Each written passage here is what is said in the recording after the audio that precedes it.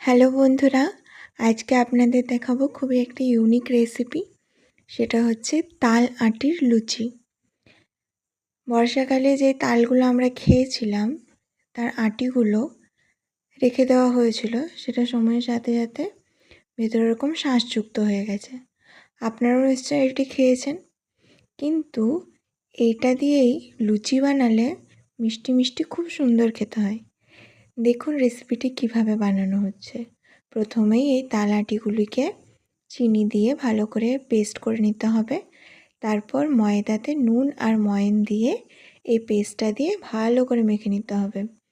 জল দেওয়া চলবে না, যদি জল দেন তাহলে একটু ফ্লেভারটা কমে যাবে। যদি এইটাই পুরোটা দিয়ে মাখেন তাহলে খুব সুন্দর একটা মিষ্টি গন্ধ আর টেস্ট আসবে। এটাতে চিনি একটু বেশি করে দেবেন যাতে মিষ্টি মিষ্টি হয়। জিনিসটা খেতে খুবই সফট হয়, একদম নান টাইপের হয়। নানপুরি যেরকম হয় সফট, সেরকমই। ভালো করে বেশ অনেকক্ষণ ধরেই মাখতে হয়, একদম সফট হয়ে যায় যেন ডোটা, তাহলে জানবেন খুব ভালোভাবে মাখা হয়েছে। এই যে দেখুন, হাত দিয়ে টিপে দেখাচ্ছি, খুবই সফট মাখবেন ডোটা, বেশি শক্ত করবেন না। তারপর এরকম লেচি করে নিতে হবে, তারপর একটা একটু করে বেলবেন। দেখুন আমি কত গোল বেলেছি আজকে।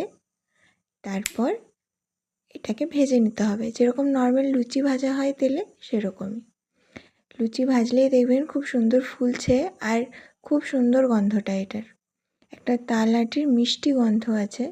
আর যখনই আপনি খাবেন তখনই টেস্টটা বুঝতে পারবেন যে তাল আটির একটা নিজস্ব স্বাদ আছে। এই দেখুন কী সুন্দর ফুলেছে।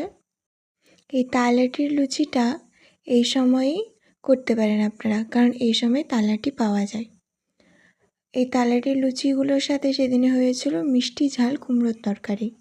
এটা আমার খুবই ফেভারিট, ভাজা মশলা দিয়ে মিষ্টি ঝাল কুমড়োর তরকারি। আপনারাও এটি ট্রাই করবেন এবং কমেন্টে জানাবেন।